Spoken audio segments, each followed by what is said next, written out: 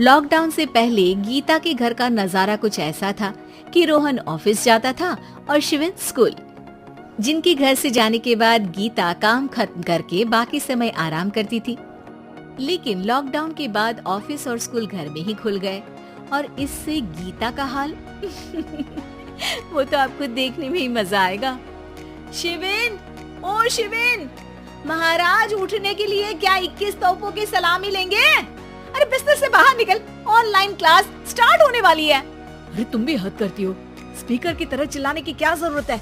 दिख नहीं रहा मेरी कॉन्फ्रेंस चल रही है। अब कैमरा और स्पीकर ऑन कर रहा हूँ, मुझे कोई शोर नहीं चाहिए। इस पर जैसे ही रोहन लैपटॉप का कैमरा और स्पीकर ऑन करता है तभी कुकर की सीटी बजती है। करा लो अब इसे चुप, लॉकडाउन नहीं हुआ, मेरी मौत का फरमान जारी हो गया। दोनों बाप बेटे ने नाक में दम किया हुआ है। ऐसा बोलकर गीता वहाँ से शिविन के कमरे में पहुँच जाती है, जहाँ शिविन अभी भी सो रहा होता है। ओ आलसी, अब अगर 5 मिनट में नहीं उठाना तो आज तेरा गेम और यूट्यूब कैंसिल। माँ की बात सुनकर शिविन बिना 1 मिनट गंवाए उठ खड़ा होता है। उठ गया, अभी नागर भी आता हूँ। ये नाटक कहीं और, मुंह पर गीला कपड़ा मार और पढ़ने बैठ। शिविन की ऑनलाइन क्लास स्टार्ट हो जाती है, जिस पर गीता उसे वहाँ बिठाकर रसोई में चली जाती है। थोड़ी देर में उसे कमरे से कुछ आवाज सुनाई देती है, जिसे सुनकर वो कमरे में वापस आती है। हाय राम, तुझे क्लास अटेंड करने के लिए बोला था, कैमरा ऑफ करके बिस्तर पर नाचने के लिए नहीं बोला था। मम्मी मुझे कुछ समझ नहीं आ रहा, आप बाद में पढ़ा देना ना, वैसे भी अटेंडेंस तो लगी गई है। हाँ बेटा जरूर, बन जा तू, अभी से हम सबका बाप बन जा। अरे नहीं मतलब कहाँ से लाते हो इतना दिमाग, और पढ़ाई करते हुए ये चला कहाँ जाता है?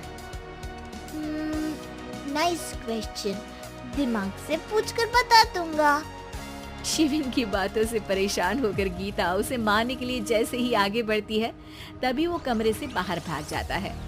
अब शिविन आगे आगे और गीता हाथ में चप्पल पकड़े उसके पीछे पीछे पूरे घर में दोनों घूम रहे होते हैं। इसी बीच वो रोहन के पास पहुंच जाता है और शिविन को मारने वाली चप्पल रोहन के लैपटॉप पर जाकर गिरती है। ओए माँ! मम्मी, अब पापा को चप्पल मार रही हो? वो आज तक के रिपोर्टर, चुपचाप जाकर क्लास अटेंड कर ले, नहीं तो अगली तेरे पीछे लगेगी। इस पर शिविन वहाँ से चला जाता है, जिसके बाद रोहन गीता से कहता है, इस सर्कस के लिए कुछ बोलना चाहोगी? अरे क्या करूं, जब से तुम दोनों घर में रहने लगे हो, घर अपने आप ही सर्कस बन गया है और मैं तुम्हारी नौकर, कभी बेटी को संभालो तो कभी बाप के नखरे उठाओ।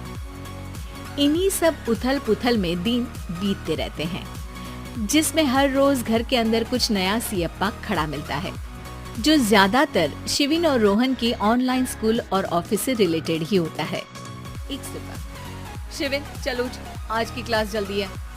कैमरा ऑफ करके आप अटेंड कर लो।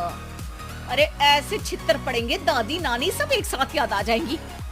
गीता की लाख मशक्कतों के बाद क्लास तो खत्म हो जाती है, लेकिन उसके बाद शिविन फोन इस्तेमाल करते हुए इंस्टाग्राम रील बनाने लगता है।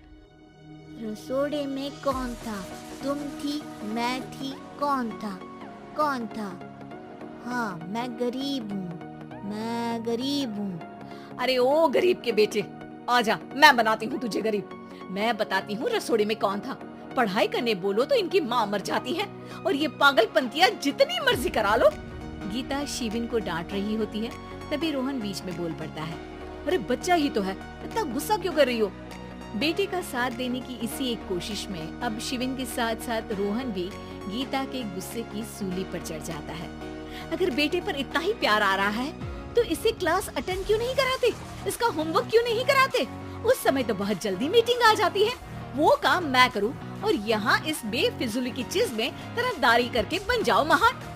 हे भगवान, कोई तो इनके ऑफिस और स्कूल खुलवाओ, मैं इन्हें और घर में नहीं सह सकती। मैं कुछ और मांग लेती, क्योंकि तुम्हारी ये विश इस साल तो पूरी होने से रही, कोरोना। हाय नास बेटे ने जिंदगी ही बर्बाद कर दी। खाए कोई पचाए कोई, कल मुझे चुन चुन कर सबको मेरी बद्दुआ लगेगी। उन्होंने दुनिया का और इन बाप बेटे दोनों ने मेरा जीना मुश्किल कर दिया। गीता वहाँ से चली जाती है, जिसके बाद रोहन शिविन से कहता है, अरे तुम्हारी मम्मी इतनी भड़की हुई क्यों है? आपकी वजह से पूरा समय घर में रहते हो और उस पर कोई काम कराने की जगह बस ऑर्डर देते रहते हो। अच्छा बेटे, सारा इल्जाम मुझ पर? पूरा दिन तो वो तुम पर ही चिल्लाती है। हाँ, मतलब दोनों का 50-50 है, कुछ करना पड़ेगा। वो कहते ना, make the best out of worst. I have an idea.